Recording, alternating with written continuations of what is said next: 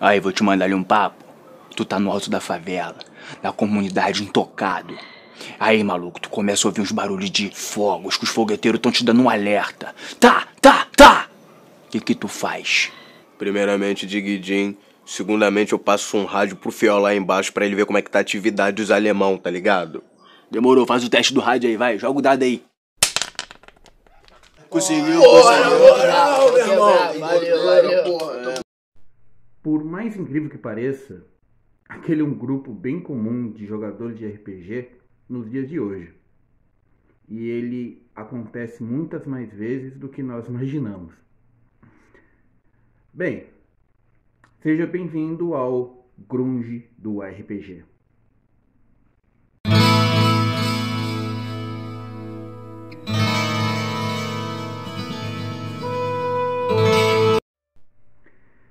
Bem, se você não me conhece, meu nome é Luiz Eduardo. E se você me conhece, meu nome é Luiz Eduardo. Quando eu falei sobre aquele grupo de RPG que eu coloquei como começo do vídeo, ele na verdade demonstra uma das coisas muito legais do RPG, que é a variedade de jogadores nos dias de hoje. Bem, o RPG ele foi criado lá nos Estados Unidos, como muitas coisas normalmente tem como origem nos Estados Unidos. Entretanto, o que acontece muitas vezes, deixa eu só fazer um negócio aqui, é que da mesma maneira que acontece de muitas coisas surgirem nos Estados Unidos, essas coisas começam a sair do país e se tornam coisas comuns em outros, mas de sua própria maneira. Nós temos pessoas que jogam RPG hoje em dia, até mesmo por uma questão de saúde mental. Existem psicólogos que utilizam RPG para fazer com que seus pacientes compreendam seus sentimentos ou simplesmente consigam expor problemas que, falando, eles não fariam. Eu mesmo, apesar de nunca ter utilizado ou ter participado de uma mesa de RPG para o meu psicológico, eu noto que eu consegui me abrir mais, falar mais por conta exatamente dos jogos de RPG. E como funciona mais ou menos um jogador de RPG? O jogador de RPG, como eu falei no outro vídeo, ele é o personagem principal de uma história, de uma peça, de um filme. Imagine que esse personagem é o jogador de RPG. Ele é o Aragorn de Senhor dos Anéis, ele é o Frodo de Senhor dos Anéis, ele é o Bilbo de O Hobbit, ele é os irmãos de Nárnia, Pedro, Eduardo, Suzane, esqueci o nome da outra. A gente não lembra de tudo, né? Ele é o Jon Snow de Game of Thrones, ele é a Daenerys Targaryen de Game of Thrones. E, da mesma maneira que eu falei no outro jogo, existem jogos que normalmente criam um laço afetivo, tornam-se um grupo do começo da campanha até o final. Exemplo, você nota que o próprio Gandalf, ele não queria levar o Frodo a fazer toda aquela missão que era relacionada a ele no Senhor dos Anéis. Mas, vendo que o Bilbo não teria condições de fazer isso, porque ele já estava meio que sendo corrompido pelo Um Anel, ele fala, não, beleza, então vou ter que levar você. Segundo, o próprio Aragorn, ele aparece de um modo muito sinistro e muito estranho pros hobbits. E até mesmo a figura do Merry, Pippin, ele inicialmente, o próprio Frodo e o Sam, que foi levado meio que sem querer, eles basicamente vão chegar e vão aparecer do nada, vão entrar de picão mesmo e vão formar um grupo. Isso é uma das maneiras mais conhecidas de unir personagens para criar grupos de RPG. E normalmente isso acontece mais em RPGs medievais, onde normalmente o grupo tem que se unir para um bem comum. Isso não é regra. Um mestre ele pode muito bem fazer com que cada um se sinta extremamente livre para fazer o que quiser, desde que ele saiba mexer corretamente naquele universo. Eu gosto de comparar o jogo de RPG com maior liberdade a um sandbox, aqueles jogos de videogame em que normalmente o jogador está livre para fazer diversas coisas, como Assassin's Creed, como Uncharted. Apesar de Uncharted não ser tão sandbox, mas ele ainda tem uma liberdade para fazer determinadas coisas. O enredo te faz ir para uma linha linear, mas não significa que você tem que seguir plenamente aquilo. Você pode coletar coisas e por aí vai. Tá entendendo onde que eu quero chegar, né? Bem, falado isso, também nós temos os jogos de RPG que normalmente não se ligam muito um personagem com o outro. E isso normalmente acontece nos jogos de terror.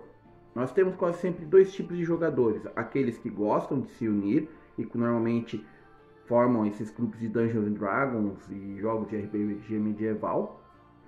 E também tem aqueles que gostam de ser individuais, que normalmente formam grupos de jogos de terror. Porque aí o terror se torna um pouco pessoal. Eu ainda vou falar sobre o narrador, né? Sobre a figura do narrador, mas nesses jogos de terror, cada um protege o seu. Não faz nada pelo outro, em resumo. Ah, mas isso não é errado? Não, é como a vida real nesse ponto. Quando a gente pensa em jogos de RPG medieval, ele é fantasioso, onde as pessoas são muito boas o tempo todo, ou pelo menos até mesmo os vilões são nobres e generosos, deixando um momento para ser atacado. Algo parecido com o Thanos de Guerra Infinita e Ultimato, porque apesar do Thanos ser o vilão, ele quer fazer algo por um motivo nobre. Os vilões, as pessoas realmente cruéis, elas não vão ser assim. Se você acha que o Thanos é um bom exemplo para um vilão para os personagens de RPG medieval, o exemplo mais claro que eu imagino de um vilão para RPG de terror é a Bruxa de Blair. Porque você às vezes nem sabe quem ela é. Você não sabe o que ela é. Ou a bruxa do filme A Bruxa, ou Midsommar, ou Hereditário, onde o mal ele não está na questão física, mas ele está na questão metafísica. Você pode ter vilões físicos, mas normalmente eles vão ser peões. Assim como no RPG medieval existem peões e tudo mais. E a meta dos jogadores é enfrentar esses peões. Normalmente os jogos vão ser algo relativo com uma questão um pouco mais aventuresca, especialmente para os primeiros jogadores, os jogadores novatos. Mas isso não significa que não possa ter um ar de terror, cenas macabras, coisas que somente alguém que assiste filmes de terror entenderia. Mas, apesar disso, o jogador ele pode morrer. Não o jogador, brincadeira. O personagem do jogador pode morrer. Eu ainda vou entrar falando um pouquinho mais sobre essa questão, mas a ideia é que o jogador ele tem um personagem e esse personagem ele pode morrer. Quando esse personagem morre, ele pode ser substituído por um outro e continuar a aventura. Ah, mas aquele personagem que morreu vai ser esquecido? Não, ele tem que ter um final, vai ter que ter um motivo para ele ter morrido e tudo mais, como qualquer outra história. Lembrando de filmes e histórias como eu acabei de falar, o Boromir, de Senhor dos Anéis, Tenedor, que apesar de não ser um personagem principal, ele pode estar morrendo. Vou também falar sobre isso logo logo. E por último, o próprio Jon Snow, que morreu, ele pode ser ressuscitado durante a campanha? Pode, mas isso quebra um pouco a narrativa. É que nem quando você vê histórias em quadrinhos em que o super-homem está sempre sendo ressuscitado. Qualquer herói que é muitas vezes ressuscitado, você fala, tá, beleza, qual é a graça? Então, por essas e outras, que um excelente mestre, apesar da última temporada as últimas temporadas ter sido horríveis, seria alguém como o George R. Martin em Game of Thrones, ou seja, o cara morreu, tem chance de ressuscitar? Poucas. Ok? Então, isso é o que o jogador é. Ele vai ter aquela ficha que eu mostrei para vocês, ela vai ter habilidades, vai ter poderes talvez, ou somente habilidades físicas, mesmo se for algo mais realista. Ainda assim, ele vai ter um histórico aventuresco dentro da sua aventura, ou até mesmo antes. Isso vai depender muito do jogador e do narrador, que vai ser o próximo vídeo. Narrador. E quando isso acontece, ele vai começar a viver aventuras, às vezes fantasiosas e lindas, cheias de monstros, em que ele terá que enfrentar o mal junto com seus companheiros, ou ele vai ter que enfrentar o mal sozinho, às vezes dele mesmo, às vezes externo, às vezes algo que ele não compreende. Então, o RPG para os jogadores, para os personagens, é como se fosse uma história, a qual eles são os personagens principais. E de preferência sem spin-offs. Pode até ter? Pode, né? Mas... Bem, eu vou terminando por aqui. Espero vocês no próximo vídeo. Falou!